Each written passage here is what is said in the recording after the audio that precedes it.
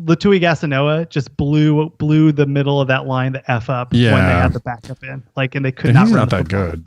Like their interior linemen are not dominant for the most part. But like, I mean, Oregon State, Washington fans complain about it, but they were -2 on turnovers and they had the safety. Like, that's right. Washington's got a little lucky in that. I mean, Washington fans are already pissed at me anyway, because like they're not that high in beta rank.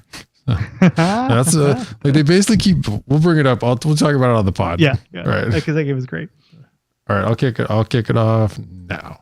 Welcome back, everyone, to 12 Pac Radio, your podcast host for Pac-12 football news, the home, the baiting.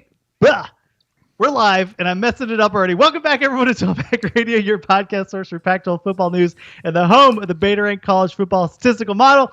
This is Brian Conger. This is a Sharp College Football Podcast. Thank you for joining us. It was an interesting week that we had. We had some really good games. We had some surprises. We had some blowouts. I'm here as always joined by Mr. Rob Barron from Sharp College Football. Rob, let's just dive into this, man. It was, we're in week 13. We were talking right before we recorded that this is one of the last podcasts for the Pac-12. I mean, obviously we'll do some bowl season stuff, but man, it's crazy and it's exciting that we have basically 3 teams in the top 15. The conference has really shaken out in a way that has been fascinating for the end of the year. What did you think about week 12? What jumped out for you? I mean, first off I feel like we have to talk about is the surprise blowouts. Yeah. I mean, because like 3 of the games that we thought would be closer, I don't know that. I mean, I thought Colorado, Washington State would be closer. Vegas did too, and Arizona and Utah and UCLA really took it to USC. I think one of the main takeaways was that, that there are some teams that I don't want to say have it would be hard to say for Utah folded. I mean, they definitely had a bunch of very, very bad things happen to them early on in that Arizona game. But you definitely got the sense from like Colorado that was like, oh man, like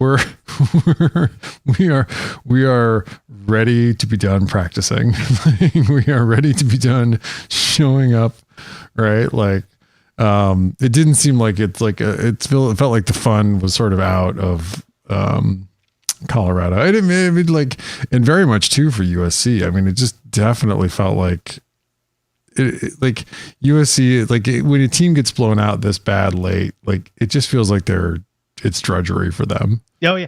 Like USC is lucky they don't have to play Cal this week like UCLA does, right? Like, and we saw what happened. Like literally this is the same freaking thing we saw under Clay Helton, an underperforming team with an interesting quarterback. And the only problem is like during the COVID season, they rescheduled that game against Cal, which was like the saddest game ever. And it was, after all of the season and all the championship stuff. Oh, I forgot about that. Yeah. It is exactly right. This USC team would be the team that would go play Cal and lose like that. And they Lincoln Riley had already been announced and they're like, is Lincoln Riley going to show up to the game? That's right.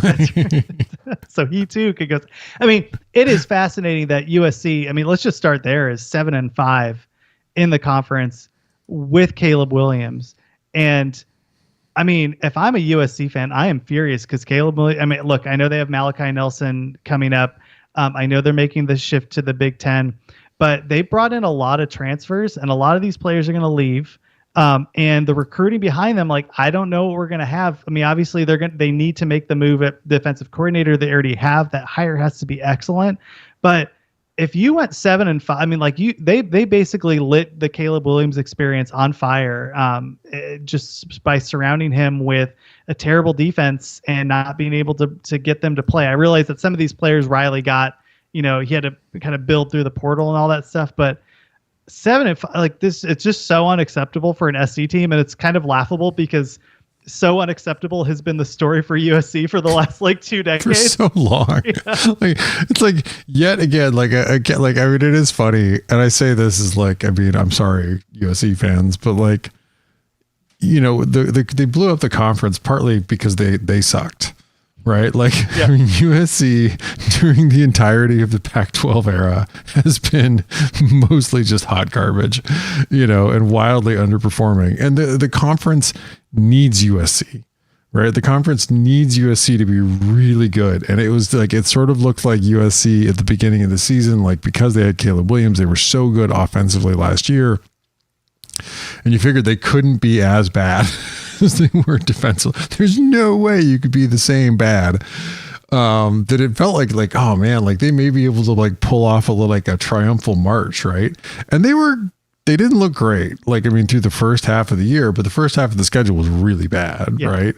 And they went 1-5 down the backstretch, right? And they should have lost to Arizona.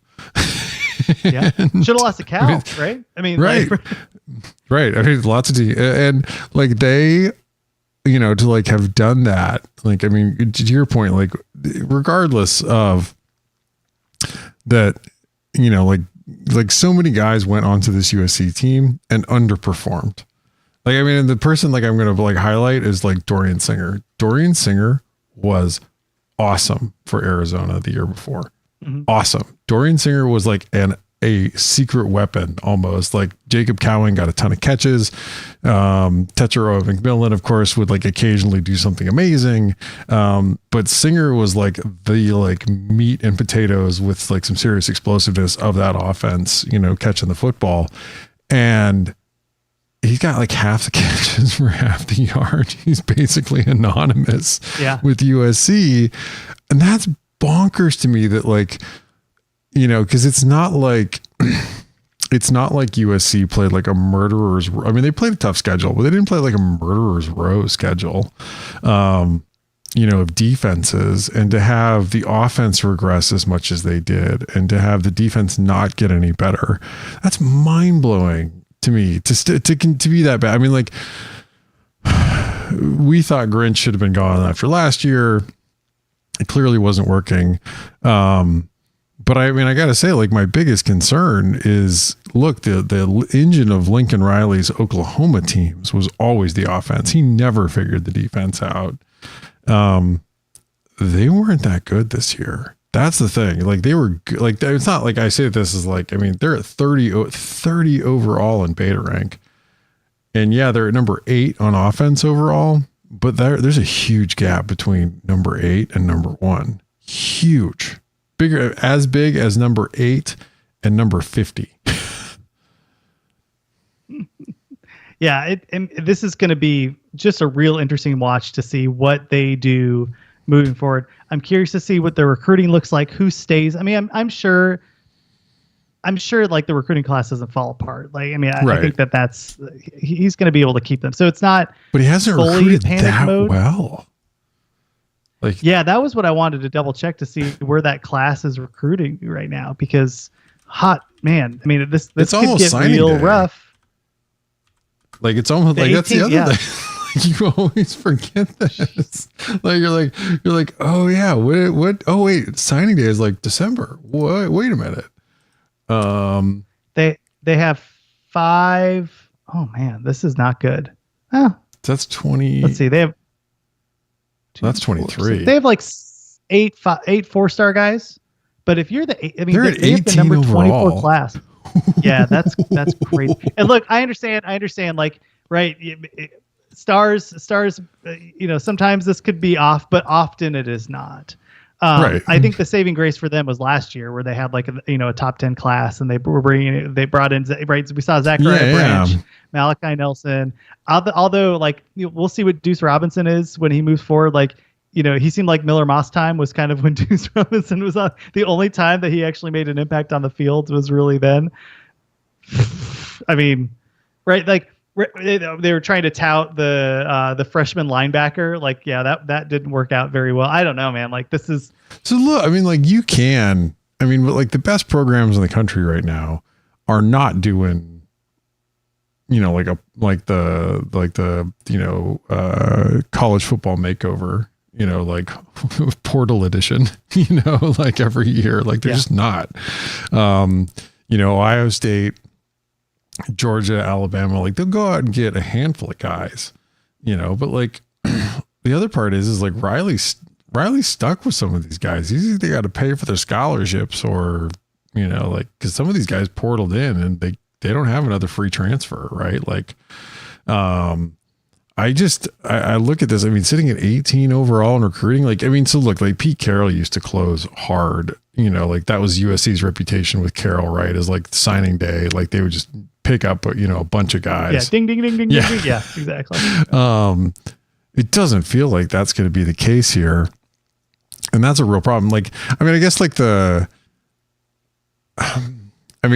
you know, like, we both went to Arizona, like the Sean Miller day sort of turned in the end of like the most exciting day for Arizona football was, or for Arizona basketball was signing day. Yeah, that's right. Yeah. and then the rest of the basketball on the court actually wasn't all that good. But like, if you're a USC fan, to not even have like the consolation of signing day, right? Because that like the lack of talent, the lack of high end talent, like no 5-star players. If you're USC, I think is a real concern going into next season. They need to, like I said, like Ohio State, Michigan, you know, like Alabama, LSU, Georgia, they pick up a handful of players around the edges, but they sign and develop players still. I don't think you can get there with this idea of like, I'm just going to leave a bunch of spots open and get guys in the portal. Like that flat out didn't work last year. I'm trying to think of who on the team that wasn't a transfer really played well. Obviously you had Zachariah Branch, right, as a true freshman that jumped out, but I mean, it's right, because Brendan Rice was a transfer. Didn't play that well. Caleb Williams was a transfer. Brendan Rice, like for all the immense physical tools, like he never seemed to take over a game. No, he'd have big plays and he'd have moments, but yeah, he certainly would totally disappear. I mean, even Taj Washington was a transfer. On the defense, like the defense was like a mess, period. I mean, the Bear Alexander transfer. And he disappeared in the second half. How much should we talk about him? I still think he was better. He was a force at times, like during games. So I mean, I also think that the guys around him, I mean, that line. Gentry was all right. Gentry, yeah. I mean, we're talking. That's our point. Right? Oh, Eric Gentry, he was great. He was fine. On a defense that's in the 90s in Beta rank. Yes. You have the center for Miami, basically. Like, congratulations.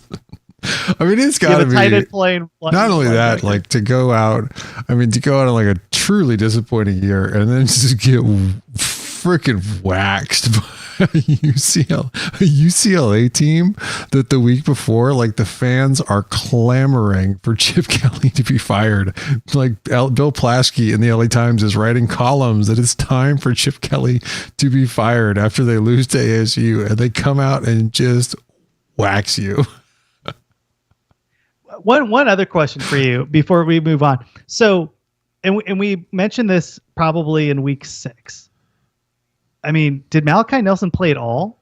Right? Because it was almost Miller Moss time all of the time. No. What? And I don't understand that. Should I read? Do I read it? Yeah. Do we? Because you have 4 games that you can play. Right. What do you read into that? That's because Moss sucks. Like Miller Moss was not good. I'm sorry. Like he was not a good quarterback. I mean, I guess in reading into that, like you're not going to burn. I mean, I guess with Riley the thing is like for the most part, he doesn't play guys. Like, and I'm trying to think back to his Oklahoma time. Like he generally just goes with his starter as long as the starter is healthy until it's like truly like the most massive amounts of garbage time. And so I don't think that, but like, I mean, I would look at it as like there's like, although in some of their, like in there, a lot of their losses were close. So, you know, maybe there wasn't that much garbage time available too, but that's true. Yeah. I mean, he played one game, by the way. I don't remember which game he played. But no earthly way that Caleb Williams is playing the bowl game. The Independence Bowl or wherever he was. I was gonna say, yeah, the Gideon Underwear. They're gonna go play a Mountain West team in Vegas or something. I say that as like there are plenty of teams that would be happy who are not going to go bowling, who will happily trade places with you. If you're USC, you're like, right. So I mean, I think the big question is like, is it Miller Moss or Nelson that plays in that bowl game? Because because you get the practices too. Like, and that's the main thing is like you get practices for extra development. Does Riley? I mean, I would turn the page on a lot of the guys. Now there is I did see something today from somebody that a journalist around college football who said that they'd heard a rumor that USC was close to signing their DC and then it may be announced as early as next week, which tells you that's probably a sitting DC, that they've gotten. So I'm interested in that. I mean, the fact that it's like a sitting DC, I think is interesting. I have no inside information. I would make a list of who I would consider to hire, but that's no guarantee that's who USC is looking at. But there's also rumors that there could be greater shakeups on staff, particularly on the defensive side of the football. Just be interesting to see who sticks around, right? You've got Dante Williams on staff. Like, what's that guy doing? Like, he's supposed to be he's on, Dante Williams is basically on most staffs for his recruiting acumen. So yeah, where's the beef, man? Yeah, that's right. So I was just wondering if USC would respectfully decline the, bowl? With the Holiday Inn, bowl in Boise or whatever. Just because it's such a mess like that team. Yeah. I'm sure, I think they will likely take it, but I think there's a world where it's such a mess backstage that y'all, I don't even want to deal with this right now. I mean, Caleb Williams didn't come out and do his press conference. Yeah. I would say, it's why I would think that they would turn to the younger guys, right? Guys that are going to be excited to get in there and play, get some reps, get a chance. If I'm Lincoln Riley, I'm like, hey, every position's wide open for the bowl, right? It's basically competition to see who starts. I would absolutely do that to try to just get some energy back in there, right? And you turn the page on Miller Moss. It's Malachi Nelson time. Now, if Miller Moss starts and gets the majority of the playing time, they'll lose. Yeah, I know. They will probably lose, but also that would be an enormous tell for me. That's the one where beyond the, Nelson's got 4 games. What are we doing, Lincoln? If he just flat out doesn't play. It does put them in a bad spot though, right? Because their offensive line isn't going to be good. Right. Half the team's going to have checked out. And then you put a true freshman, that's your 5-star guy for the future. You're kind of putting him in a position to fail for likely. At least give him some reps. I don't know.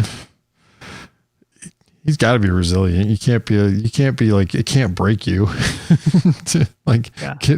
You can't become Footsteps Falco from. It couldn't happen to a nicer guy though, with Lincoln Riley, just the way he's been on the field too. Gosh, I watched a lot of Oklahoma games, but I didn't pay attention to Riley. He's a dick on the sideline. He's not they'll be up by 30 and he's chewing out the refs about some ridiculous call and he's just cussing him out. I'm like, dude, you got to pick your spots, be a professional. And I realize that it's college football and that's not that's asking a lot, asking people to be professional, but man, holy smokes, just this is Lincoln Riley can be a very angry man on the sideline. There were some times at Oklahoma where he would turn as red as his Oklahoma shirt, as his crimson Oklahoma shirt. I guess outside of SC, which it's easy to take a big dump on them because we've been doing it for the last 10 years, but we wanted them to be good. I was rooting for you to figure it out. Yeah, I was excited that I hired Lincoln, Riley. Yeah. Right. Okay, you guys are actually gonna put on your big boy pants and try to be a program again, and then then you can't wash that USC smell off. The other things on the flip side of this, right?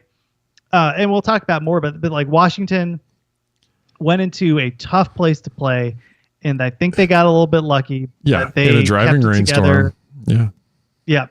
That game was bizarre. You had your other two, right? Obviously, the story was a Dunze who was just a monster. Yeah. But Polk wasn't catching passes. McMillan passes were falling through his hands, and they found a way. I really appreciated the defense. Look, I know Oregon State's offense is limited. They don't have big play guys, right? This was all screens and like little like plays to get the little tiny guys around, and Damian Martinez being a boss. And when you don't have a deep threat, that makes things easier to play defense. And it was interesting because there's a world that if this doesn't rain, and if Corvallis wasn't Corvallis, it's the try hard offense, and then it's Washington like another 70-yard play, and then the try hard offense, and then Washington another 80-yard play. Yeah. And that didn't happen, right? Like because it's Corvallis, because it was raining, and because like it's a problem to play there, and it's cold and wet, and all that stuff. But are you as impressed by Washington? I was impressed by Washington in this game. I really did think that the defense played about as well as it will, which I don't know if was enough to stop Oregon, but I thought the linebackers played their tails off. I thought that they were able to, take care of business. I was worried, at the other hand, the fact that Oregon was playing like man-to-man against Washington's wide receivers. I'm like, oh, okay, that's not good. Yeah, well, they didn't give up a ton of points doing it. Yeah, I know. Yeah, that's worrisome. Yeah. Well, that's the thing. Is like this is Washington's best defensive performance. They're up to 32 overall on defense and Batarang, but they're down to number 6 offensively. Like the offense has just not been clicking. And like, let's not, like we talked about this in previewing the game, like Oregon State's defense is not what they were last year, particularly defending the pass. And so I think for the Huskies, like, I mean, I was impressed they gutted it out, but, I mean, they finished +2 on turnovers plus the safety, right? Like, like they definitely like, I think the narrative when you look at it, because like they were in control most of that second half is, and then Oregon State, kept chugging along and came back. I think the narrative, it felt like a bigger Washington win, but like underneath the hood, Batarang was like, oh, well, another close Washington win against a team they should have beat by more points, right? And I say that as, I mean, that's like right now, I mean, I've got some Washington fans aggravated at me. I mean, they're aggravated against math and power rankings in general, because a lot of models aren't all that high on the Huskies. I've got them currently at 15 overall. I mean, and their main problem is that they keep beating teams by about the same margin that Oregon State or Arizona would. Mm-hmm. And then Oregon is just blowing the doors off those teams. Yeah. Right. Like, and look, like we saw this with TCU, where you can keep winning and winning and winning and like get pretty darn far, which if Washington makes it to the final of the college football playoff and gets whooped by Georgia, that's legit. I'd be celebrating. Like, good job, or Washington. That's great. But just know that like, but TCU needed some help with that Michigan game to get there. Oh, that's right. That was they did. But they did it. They did. I mean, like, but you knew. I mean, eventually, like, now look. I mean, I think that Washington. I keep waiting for them. We talked about with the Utah game. I keep waiting for them to show up. Right. And like Utah's pass defense isn't as good as their run defense. Like I said, like this is a great opportunity for at home Washington to like really put on the gas in a way they haven't in a long time. It's not since the first half of the season, and they didn't, right? They beat Utah by 7 and by 1 possession. And then, I mean, Oregon whomped Utah at Utah. And then Arizona turns around this week and also just whomps Utah. Utah, of course, like their entire season is like, oh, we got another injury, so like Ellis was out in this game, but like the fact remains that like, I mean, for Washington, like they just haven't been, I mean, and the example I give is like, look, it's not just Batarang, it's not just other models. Like Washington opened up as a 2-point favorite on the road in Corvallis. So you'd figure them at about like 4.5 on a neutral against the Beavs. Oregon opens up at home, a 13-point favorite in Corvallis, or is a 13-point favorite in Corvallis. Isn't this in Eugene? I'm sorry, in Eugene, right. So then they're about an 11.5-point favorite on a neutral. It's, you know, like when you look at this is, you know, it's about a touchdown. Did I do that right? What did I have? I did this earlier. What did they open at? I forgot what they opened at. It's about 13.5 now. It's 13, right? So you'd have it at about maybe 10. It's 10.5, right? Minus the home field. I mean, even Vegas has Oregon on a neutral in a pure power ranking setup. It's 6 points better than Washington right now.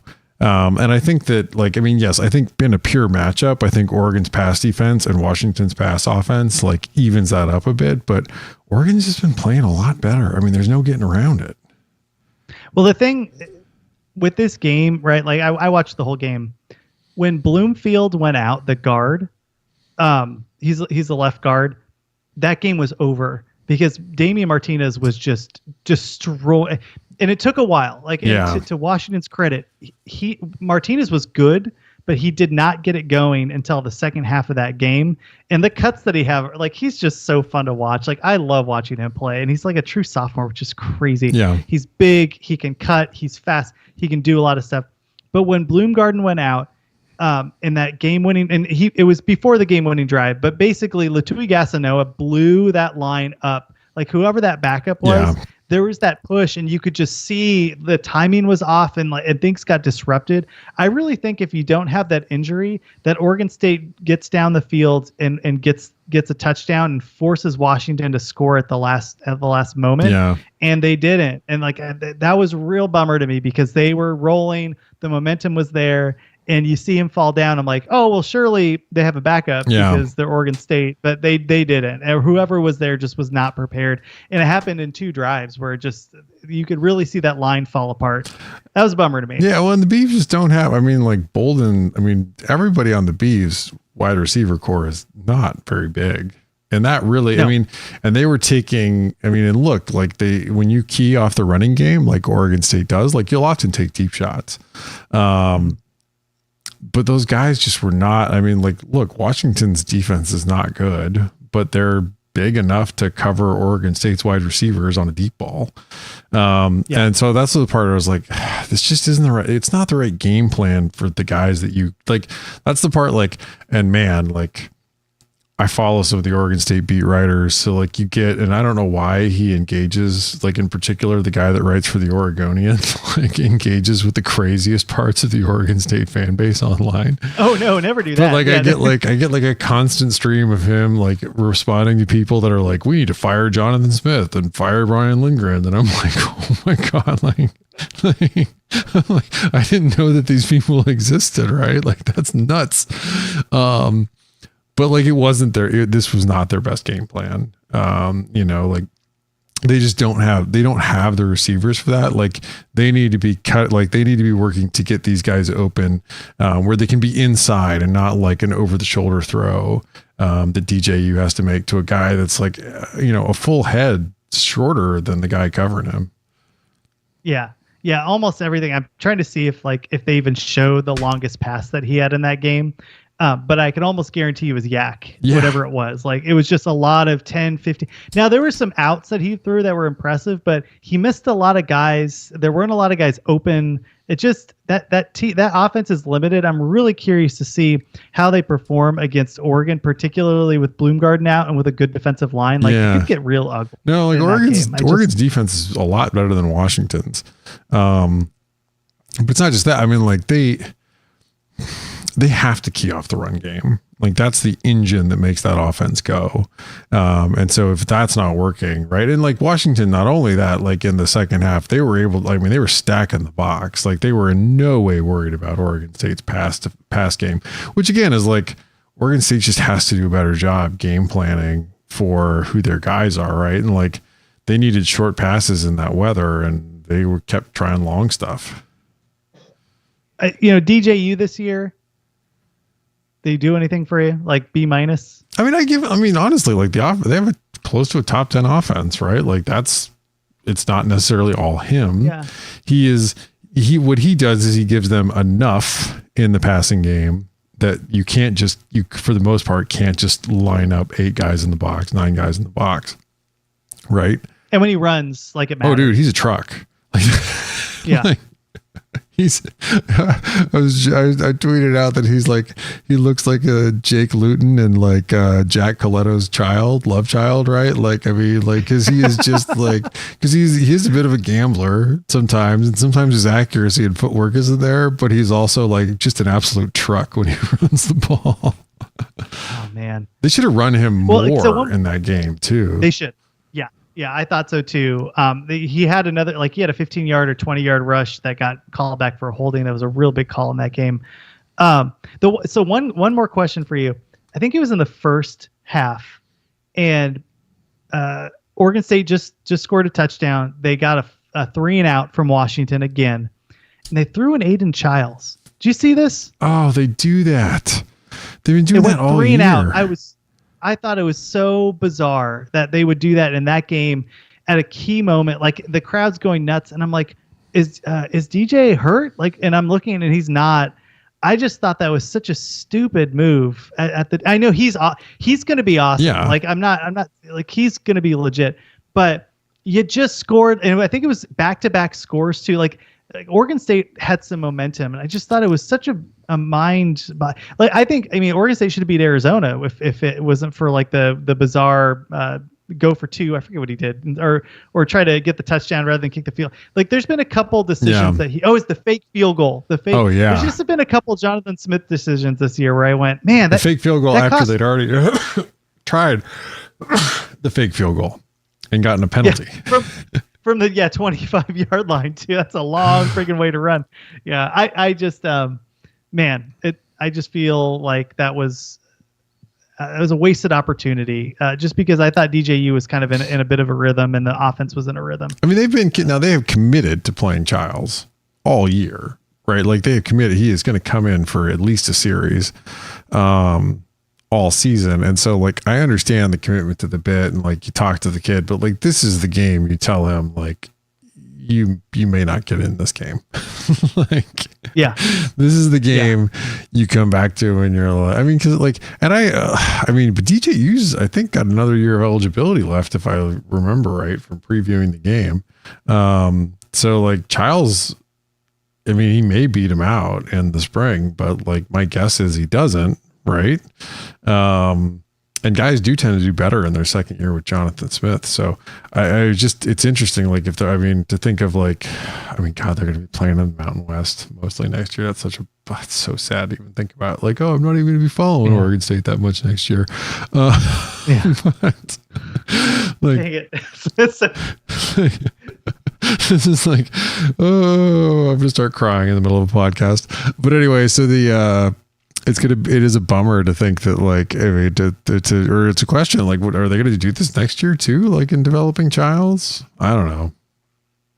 I think it's fascinating, but a good effort, but ultimately Washington's able to move on. Let's just, I mean, we spent a lot of time just breaking down the we two talked games. about those games a lot. Well, it's always fun to dump on Lincoln Riley. We sort of dumped entirely on USC's entire season. Let's get to the week 13 games and take a look back at what happened in week 12, and let's do it right after this.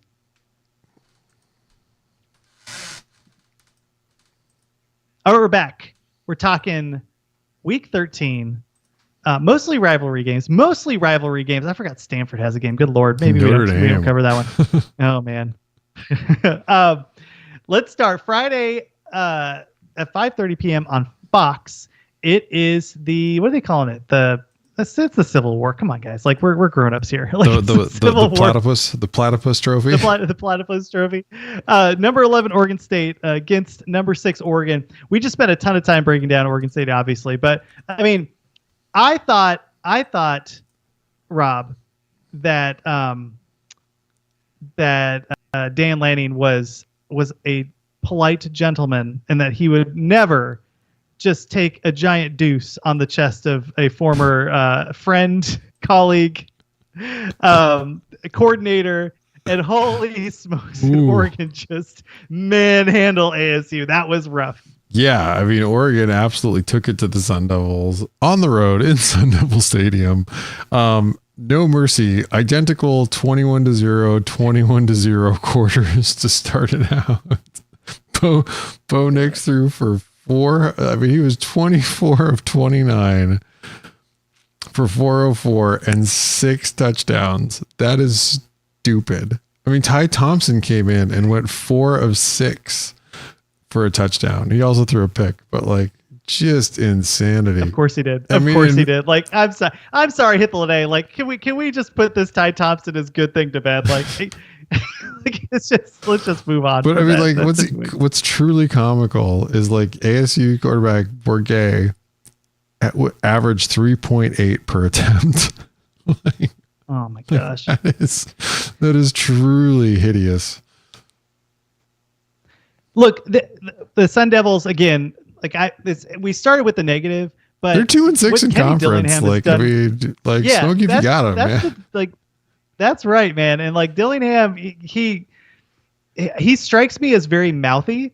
When I first like started, and I kind of was out on that, but it just seems like he's done everything he can to get this team to play hard. And at the end of the day, you just ran out of gas. Like they don't have the horses this year. The fact that they beat UCLA straight up, like that was the high water mark of the season. Maybe they beat Arizona. I doubt it. Arizona's really freaking good this year. But just being able to be competitive in a lot of these games with what they had, they basically don't have an offensive line. They have a defense, but like they've been cycling through quarterbacks. Yeah. I mean, obviously, Jaden Rashada gets hurt. Like, shouts to ASU this year. It's been a heck of a season, but I mean, the Ducks just basically took it to them. Look, I mean, the defense, like for ASU, has been pretty good. Oregon did not care. No, at all. Like, unlike Washington, who struggled against them, unlike USC, who didn't have their best night against them, in UCLA, certainly, who doesn't have much of an offense, like had a very, very bad day against them. Like Oregon, like it was a speed bump, man. Like they rolled over them. I mean, look, it helps, of course, like that ASU's offense wasn't going anywhere. But I mean, this Oregon team right now is up to number 1 in beta rank. I mean, they are just crushing people by much larger margins than other good teams are. They look really good right now. We're going to get to see them against another good team here with the Beavs, and they're pretty heavily favored. Yeah, 13.5 is the line. I'm worried. I'm really worried about that guard. Like that was. Hopefully they figure it out. Mahalchek, shuffles things around, but that was really worrisome because Martinez just couldn't do anything once all that stuff happened. But what did the numbers say so far in terms of the matchup here? Because Oregon, man, you're right, man. They look great. They look really solid. I mean, so this is number 1 versus number 10 in beta rank. The offense for the Ducks is number 2 overall. They are just behind LSU, and they have been Oregon's offense has been climbing. They're excellent at everything. They're at number 1 in effective pass currently. They passed Washington as the best passing offense in college football. Number 13 in effective rush. They get an Oregon State defense also coming off their best performance of the season against Washington. Some of that is rain aided, of course, but they're 25 overall on defense. But they're 21 in effective rush versus 41 in effective pass, and that is an enormous concern for me. Going into this game is how much better Oregon's passing attack is than the Beavs' ability to defend it. Oregon State offensively is number 10 overall, but they're at number 9 in effective rush versus 20 in effective pass. Again, they have really good metrics across the board. Nothing stands out as being too bad. Now Oregon's number 14 overall. They do struggle a little bit at creating negative drives, forcing 3-and-outs, forcing turnovers. They also struggle a little bit. They're at 26 overall on explosive drives containing big plays. They mostly, because their offense is so good, their drive efficiency is really good. They find a way to use the field to their advantage and not give up points. But they're at 10 in effective rush versus 20 in effective pass. I don't think the Beavs' passing attack is good enough to take advantage of Oregon's vulnerability here. And in fact, the predicted score for this is a Oregon blowout, 44, Oregon 44.5 to 23.5 for the Beavs. I tend to agree with that. I just think that Oregon State, this has been a great season for Oregon State. I thought the defense was going to take a much bigger step back. It didn't. I thought DJU didn't have anybody to throw to. He doesn't. I mean, the tight end Velling's really good, but this has been a lot of, I feel like this is a much bigger boy version of ASU, where it's been a good season. like you've done everything that you can. You've maximized the talent that you've had. Right. And now you face a team that's significantly better, right. and you're just going to pay the piper at some point. So, I mean, right, like I love the craps table. At some point, you got to leave before it runs out, man. Just count your money and leave at some point. Yeah, I mean, look, maybe Oregon's due for a stinker, right? Like they haven't really tripped up. They haven't really had anything happen where they've had like a bad game in a while. Like, I mean, since the Washington game, like they've just been on a massive roll. The only game is like they kind of let USC come back and like backdoor cover. Yeah. But they were, they were you mentioned, dominating that game. I think it's hard for me to see a world where like this one goes like this Oregon team is really complete. Plus Oregon State beat them last year. Like I just feel like they're going to remember that. I like Oregon a lot, even versus, a 13.5 point spread. Yeah. The vibes thing would be, well, it's a rivalry game. It's Oregon State's last chance and all that stuff. I don't think the talent's there this time. I think this offense is really, it's good, but it is limited. Where's Oregon State's explosive plays at? No, they are pretty explosive. They're at number 9 overall in explosive drives. So it's not, it's not bad, right? Like they are able to put up some big plays. Whereas I think Oregon has great players and a great scheme. Like Will Stein is fantastic as a play caller. But that's like, I think Oregon State has to manufacture big plays. I mean, like some of it is like when the running game's really going, like they're a problem. I mean, but they don't, that's what's kind of fun about Oregon State this year is like under the radar, this is a really good offense. When you watch them, they don't give off that aggression. Like they are like, what is Oregon? Oregon's at 3.88 raw points per drive. But Oregon's State's at over 3, which is a really good points per drive number still. Like they don't jump out at you as anything really flashy, but they're really good underneath it. Maybe it's because DJU. Maybe it's because DJU and those wide receivers are just you're like, eh. Yeah. I'm curious. Like I'm just curious to see. I'll lay the 13.5. I just think that this is a much better team. I realize that it's a rivalry game. It's been a rough year on my end this year, which is just so sad. Like I don't want to close out with a bang. The season itself has been really good. I haven't been that good this year. I think Oregon. I would just be surprised. Like, I think Oregon is also just like, I mean, I think that Washington loss was like really personal, like really, really personal. I feel like those guys are just like hyper on since that. Yeah. All right. Moving on. In week 13, we have Saturday at. If Oregon State wins, you know who plays Washington in the Pac-12 championship? It's Arizona.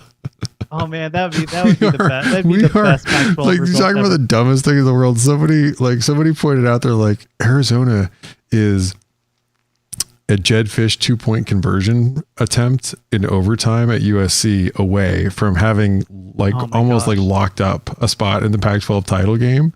But then I was like, yeah, they're also like, if you do that plus have Noah Fafita start against Mississippi State, Arizona is like the stupidest fringy playoff contender in history this year. Coaching decisions, they matter, man. It matters. Holy goodness. Teams that will not make the Pac-12 Saturday noon on the Pac-12 network. Colorado is a 22-point underdog on the road at Utah. I've been trying to chase down if Shedeur Sanders is in this game because he got knocked out and the game was over. Like Bob from accounting stepped in and this game was now to Washington State's credit, Washington State was already playing really well and you could tell that they actually, which was, I wish somebody would have told me that because the 3 games before that, it seemed like there was major issues somewhere behind the scenes because they really did show up. They gave up a ton of points to Cal, ended up losing that game. Yeah.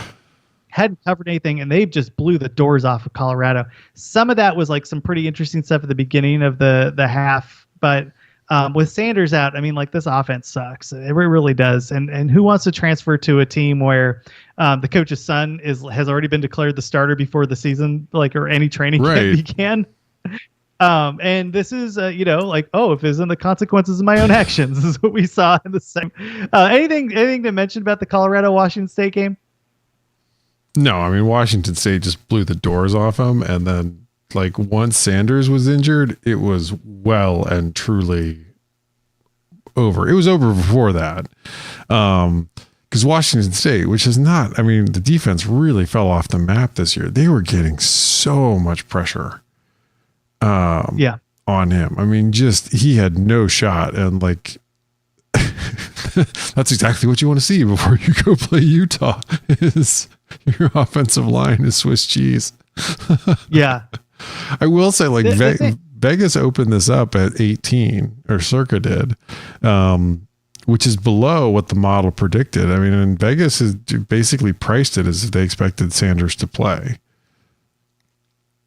to start. That's interesting. And I'm sure it's moved. In fact, I think I saw today that it had moved up a couple points already. Yeah, I have not. I've just been looking at injury stuff. I can't. This is hard to pick because I do think that Sanders matters. Yeah. Obviously, this is a limited Utah team, but like you said, I mean, they're just going to be after Sanders nonstop. If Sanders plays, like I'll scoop up the 22. I do think that, like, it is weird for Colorado, right? Like this could be a total meltdown game where much like it's the up to previous 22. one. Beta shot it at 23. Yeah, I think that's fair. I mean, look, Utah's defense is going to be super nasty. Their offense, I mean, I guess they run the ball all day, right? That's the game plan. Here's the two numbers to know about this game from the Utah offensive side. Utah's number 16 overall in effective rush. Colorado is at 125. Yeah, but they're not going to rush the ball. No. Right? Like they're going to... Utah's at 120. Colorado's defense is at 125 defending the run. Oh yeah. Oh my gosh. Like if Sanders is even slightly hobbled, like Utah's gonna score a billion without trying. Do they drop 40 in this game? What do I got it at? That's a lot, right? But like once you run the ball, you open up a pass. Right. And like the pig farmer can at least throw a seam pass, right? No. Like I mean, like, look, I mean, Arizona doesn't have the world's greatest pass defense, but he had a pretty good game against Arizona. Like in a loss. What have we got it at? I've got it at Utah 41.5 to 18 for Colorado. I feel pretty comfortable with that.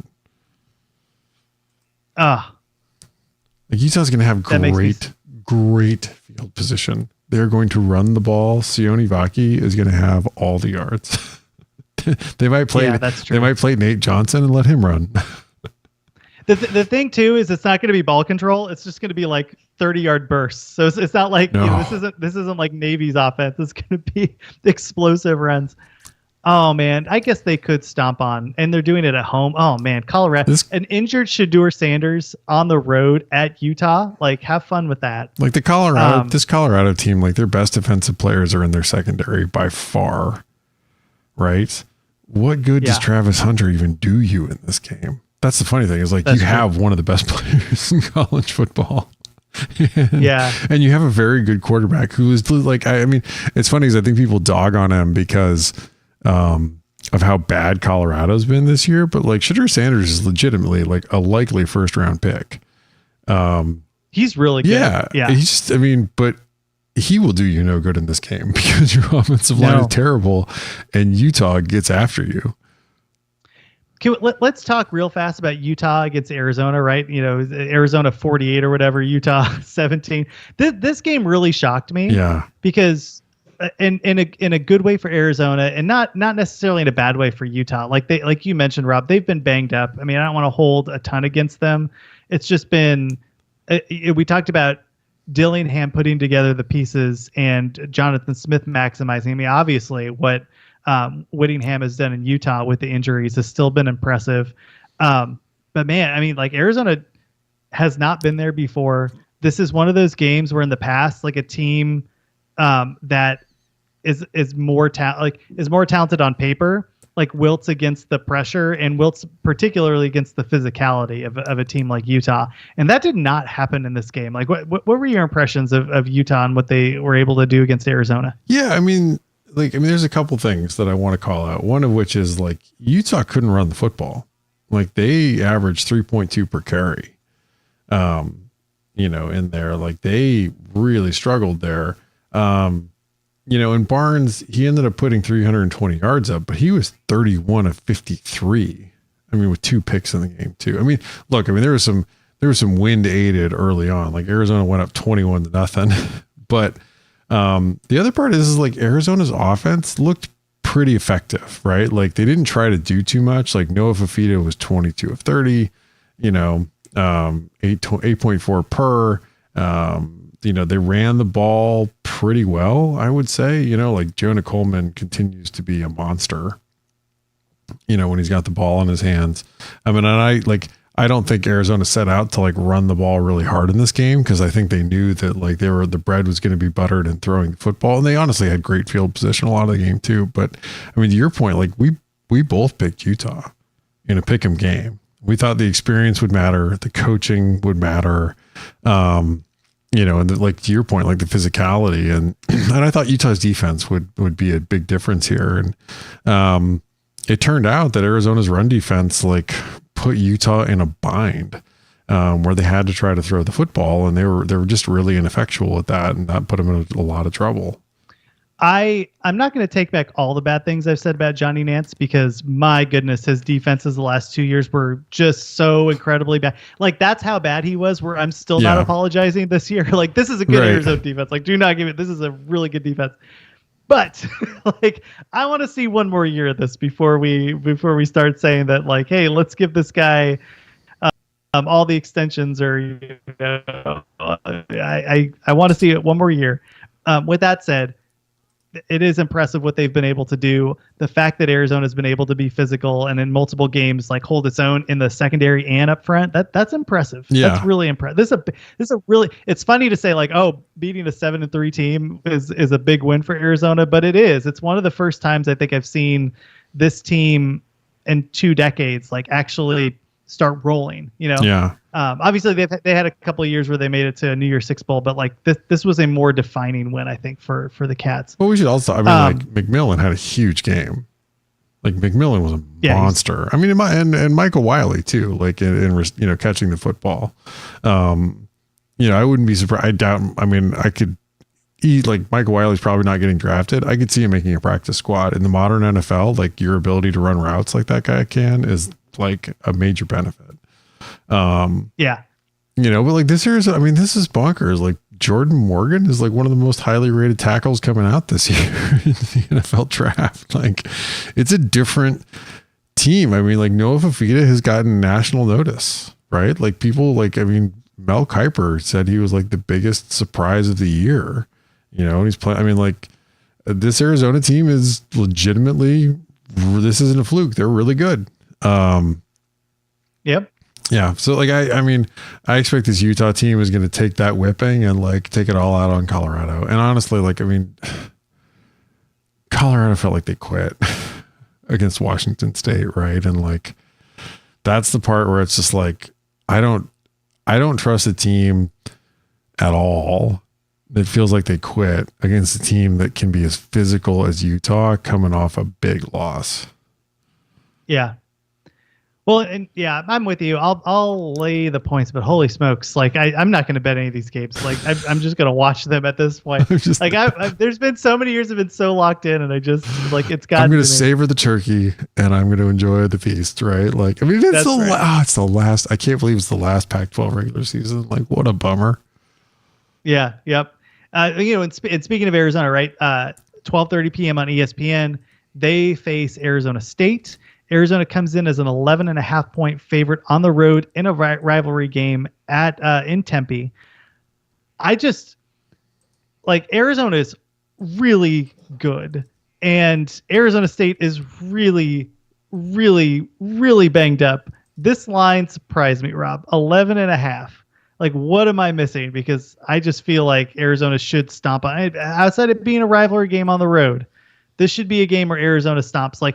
And they had their we're on the road and maybe we're not ready at Colorado. So they at least got that out of their system. One would hope if you're an Arizona fan. What am I missing here with this line? What the number say? Well, you know what's funny is if you jumped on the opening line, it opened at 8. Yeah. Sharp money has bet that up big on that one. So everybody's with you. They're like, wait a minute, what's going on here? So look, Arizona State's defense is at 57 overall. So this is clearly the better unit. Arizona's offense with Fafita continues to improve. They're at number 11 overall in beta rank. They're up to 22 in drive efficiency. The thing to keep an eye on here is what ASU's defense has done well is defend the pass, right? They're a little bit better there. They're at 39 in effective pass versus 73 in effective rush. I'm just interested here because Arizona, I think they're at 34 in effective rush versus 7 in effective pass. Arizona pass blocks so well. I can't. I feel like I have to take back everything I said about Pete Carroll's kid. That kid can coach O-line. That guy can really coach O-line.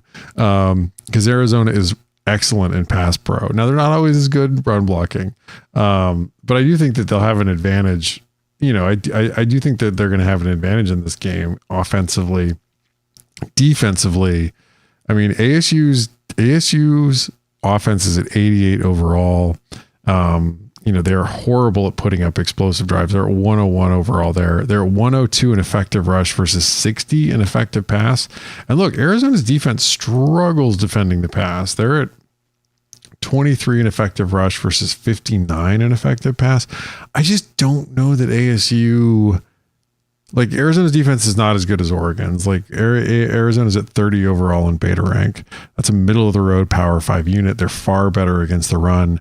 But I also feel like Arizona's going to be able to drop guys. I don't think that they're going to be worried about ASU's run game here.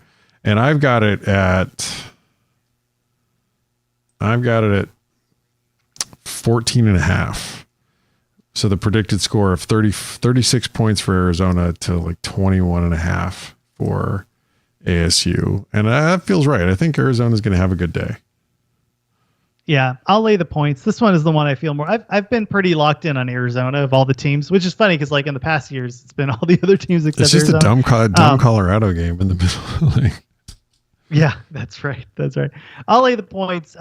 We already talked about ASU and just what they've been able to put together this year. So if they're able to hold off, I think it'd be crazy if ASU won this game.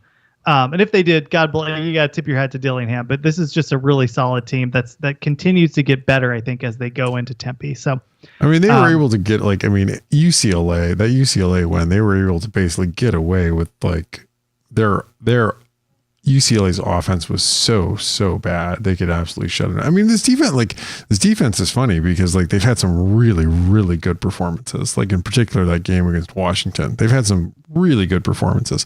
They've also had some really bad ones. I feel like this Arizona team put up really good points against the UCLA offense or defense that's really good. They put up really good points against a Utah defense that's really good. I feel like they're going to be able to handle this ASU defense. Yeah. All right. 3 more games, including the Apple Cup. We'll get to them right after this. All right, we're back. I want to take a moment to personally apologize to the entire Washington State team and fan base for my lack of faith. For the one time, Rob, I'm like, all right, I'm out. I'm off the bus. They drop a 49 burger or whatever on Colorado. Now they have they don't have, they're traveling to Seattle to take on number 5 Washington at 1 p.m. on Fox. The Cougs are 16.5 point dog going into that game. That's a lot of points for a team that can move the ball a little bit on an offense or on a defense that I still don't trust. But I don't know, Rob, this Washington team obviously is good.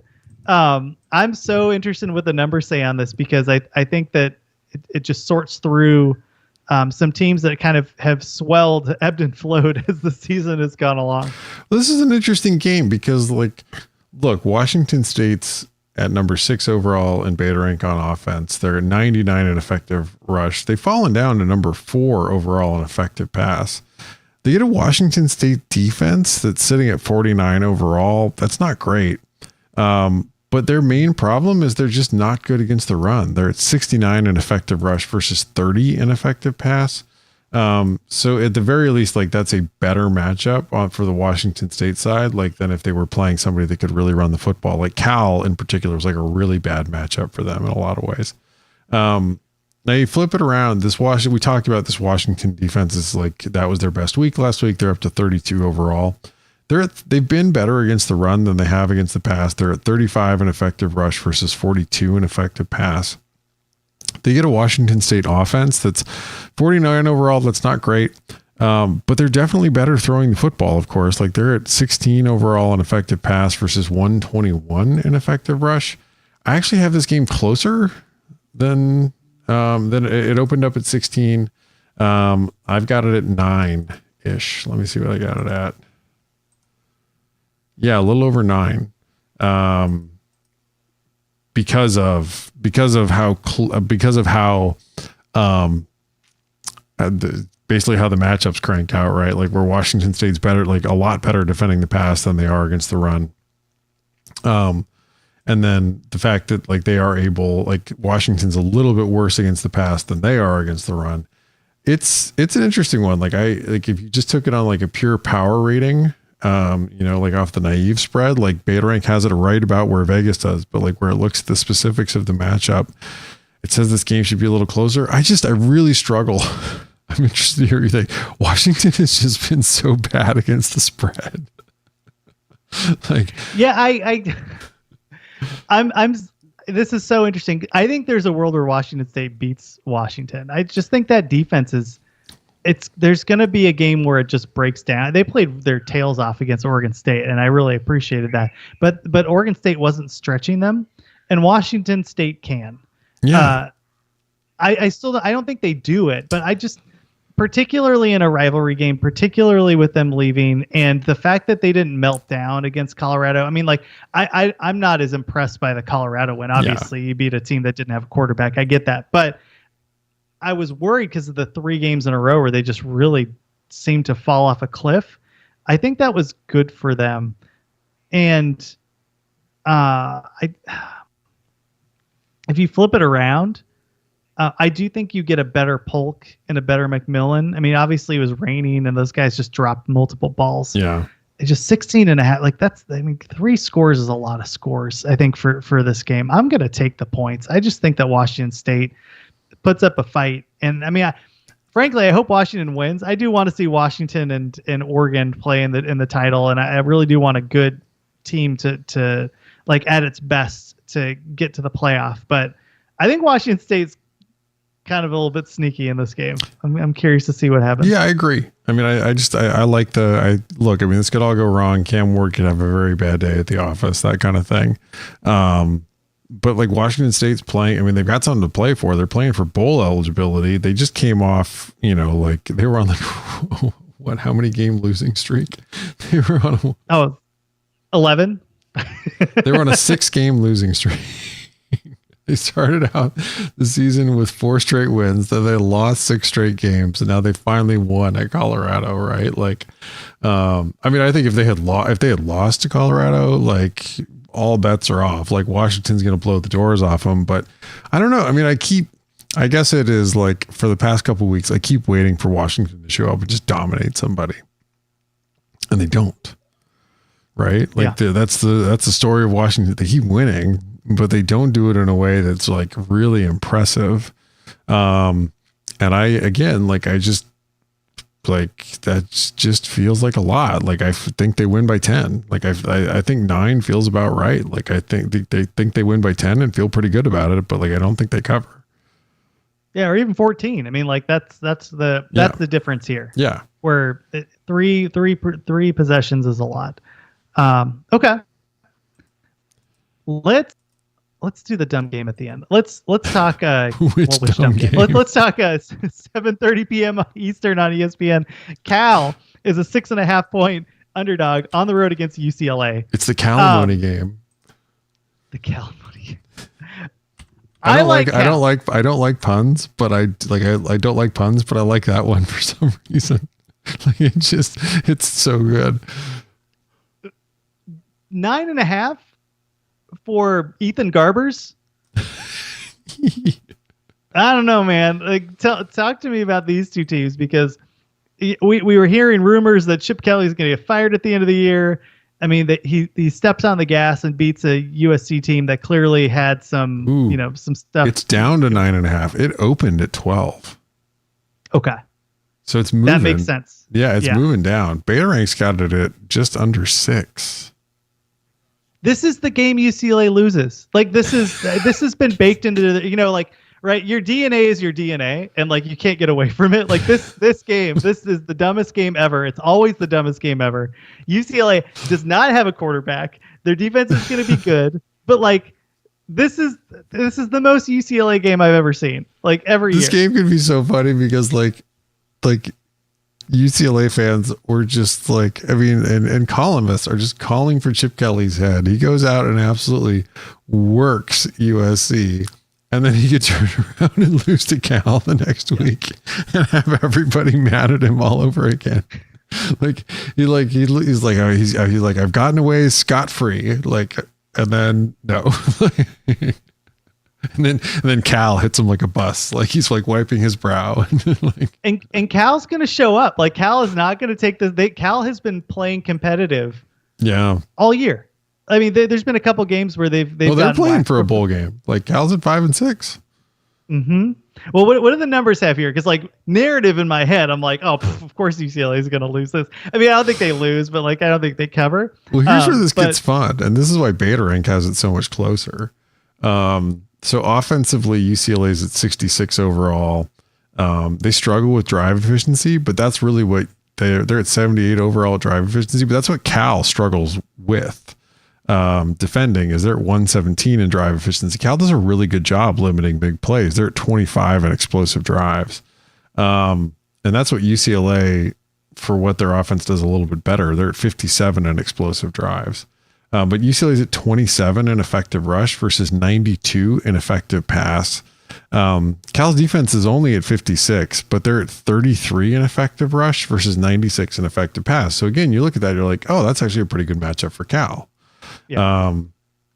You flip it around. UCLA's defense is at number 4 overall. Like, God bless them. Like Danton Lynn has just done an unbelievable job. The problem with it is Chip Kelly's like, see recruits. See, understand? Like that, which he's learning all the wrong lessons. I only recruit on Tuesdays. So what UCLA is really good at is defending explosive drives. They're at number 7 overall. They're good at negative drives, forcing 3 and outs and turnovers, but they struggle a little more with drive efficiency. They're only at 24 there. Cal's at 25 in drive efficiency. They can put together longer drives to put up points. What's going to be really interesting is this matchup. UCLA is at number 4 overall in effective rush. Cal is at number 30 in effective rush. Now UCLA is at 12 in effective pass, and Cal's at 70 in effective pass. Now there's a huge difference here. Like Cal's special teams are not great; they're at 54 overall, but UCLA's are flat out bad. They're at 94. That feels like way too many. I mean, there's a reason it came down. That's a lot for it to come down off an opening line. To have moved 3 points already down. I mean, I still like the Bears even at 9. My worry is, how does Cal score? They run the swinging gate.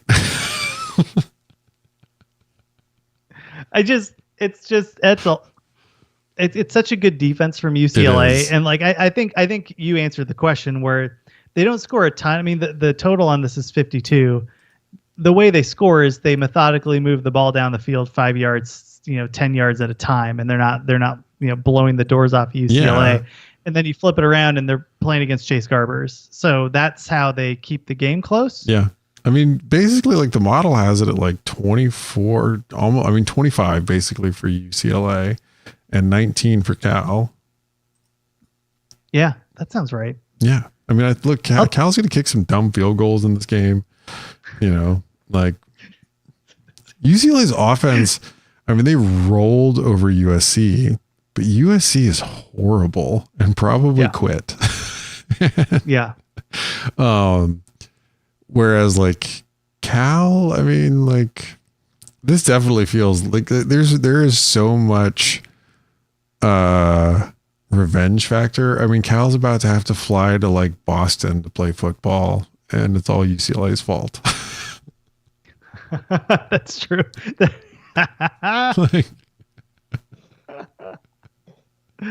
oh, good for them.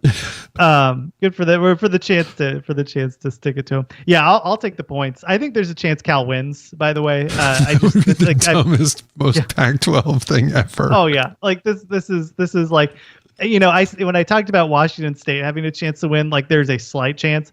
I think there's a significant chance that if Cal keeps this close, Cal can win. Oh no, game. if UCLA turns the ball over in this game, like if they finish -1 on turnovers, they could easily lose this game. Oh yeah. Yeah. Okay. All right. One dumb turnover turns into a touchdown, and scoop them up, man. Scoop them up. All right. Last game. Stanford has to play Notre Dame for reasons that who cares? They're a 25-point underdog a 26-point underdog at home against Notre Dame. Now, remember, they won this game last year at Notre Dame, which is probably the funniest thing in the last 5 years of college. Yeah. Look, we both watched Notre Dame live. That offense and those wide receivers aren't good, but Stanford also isn't good. So, this is just for me, just straight up.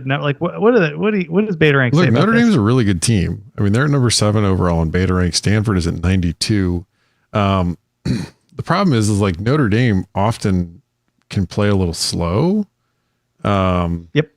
And can manage to like not put up a ton of points, relatively speaking. So this opened at 23. It's gone up to 26. Beta Rank has it at 19.5. This Notre Dame team, like it's hard for me to think of this Notre Dame team as like really blowing the doors off somebody. Especially a team that tries. Like Stanford is bad, but they're not gonna roll. I mean, they'll roll over because they suck, but not like mentally roll over. No, I mean, at no point is like there's no significant advantage for Stanford in this game. Notre Dame's offense comes in at number 18 overall. Stanford's at 105 on defense. Notre Dame's at 29 in effective rush versus 15 in effective pass. Like Stanford's at 100 in effective rush, 107 in effective pass. You flip it over, like Notre Dame's defense is at number 10 overall. They're at number 25 in effective rush versus number 6 in effective pass. And then, Stanford's at 94 overall on offense. They're at 96 in effective rush, 72 in effective pass. I guess it's just a matter of like, where do you think this game goes? Like once we hit, like garbage time, like once Notre Dame is like clearly up by like 3 touchdowns, what happens? And it's hard for me to see like at versus 26, like, ooh, I'm trying, like, I got to go back and look because like Notre Dame hasn't, I mean, there's a reason the projection model or the predicted score is like, hey, Notre Dame is probably not gonna, I mean, I guess they did to Pitt. They definitely did it to Pitt. They took them behind the woodshed and they did to Wake. Maybe I'm underestimating Notre Dame. And the problem with Stanford is they have in multiple games been just smacked around, right? Oregon State, so bad. UCLA, Oregon, USC. I mean, USC was a little bit different. Like that team quit in the second quarter because there's like, we can't cover any of these wide receivers, which shows how bad their secondary is because I don't think USC's wide receivers are that good. But they can show up, right? Like they gave Washington a game. They beat Washington State for reasons unknown still. I'll take it. Like I have no interest. I will not watch this game. No. I will not follow this game. I will not look and check the score of this game. It's going to be, there's going to be like 30,000 Notre Dame fans in Stanford Stadium. Like, Yeah, and enjoy. It's beautiful. Like enjoy the weather. It's gonna be it's a gorgeous campus.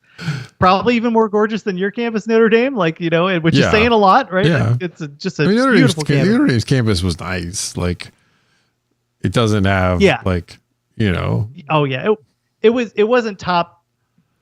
It's not top 20, I think, in the country, right? No, like I don't think so. It's not. I'm not trying to be harsh. I'm just like, it was pretty. Like it didn't blow me away. This is where we're at with this game. We're like the comparative merits of architecture. Describe to me how picturesque and bucolic one campus is versus another. I'll take the points. Look, whatever. If Colorado, if Notre Dame beats them by more than 26, God bless them. Have fun in the Fiesta Bowl or whatever it is. But this just feels like a game. Like it feels like a game Notre Dame goes up by like 28 and then calls it, and Stanford scores a dumb touchdown, and that's the game. And that's the game. That's right. That's right. That's it. That's what. Let me double check. I don't think there's any other. Are there any other games next week? No. We just get the Pac-12 title, between Arizona and it would be Arizona and Washington. It would be so dumb for this Oregon team that has just been like Hulk flexing on everyone since that Washington loss. And they played really well in that Washington loss, right? Just been Hulk flexing on everyone to like just go pull and get like a dumb loss to the Beavs, and like Arizona with a quarterback that like may not be able to ride all the rides at the amusement park just strolls in. Oh my god, that would be the most amazing Pac-12 thing ever. Yeah. Oh, and within the realm of possibility, knowing this dumb conference, you would be able to scoop up like I think Oregon and Washington fans have both been snapping up tickets to the Pac-12 title game. Like there's a high probability that it's actually sold out, which is bonkers to say because like I don't think it's ever been sold out, especially when it was at Levi's. Like that was a stupid idea in San Francisco. But like if that were to happen, like I would 1,000% go like fire sale. Fire sale. Arizona, I would look at my parents. I'd be like, "Watch my son. I'm going to Vegas." It's like when Arizona loses in the second tournament of the basketball tournament, and like all the tickets are $5 after that. Yeah, exact opposite. Right on. Well, we will track these and keep an eye on them. We will obviously break down the. You know what we might do? Like we should think about this, but. I mean, obviously, we'll break down the Pac-12 championship game, but maybe we just add a couple like other games that are just interesting next week because we should. We should preview the other Power 5 championships. Yeah, that'd be a lot of fun. So stay tuned. SharpCollegeFootball.com, YouTube Sharp College Football, Pac-12 after Face Dark Radio, 12 Pac Radio, and we will catch everybody next week.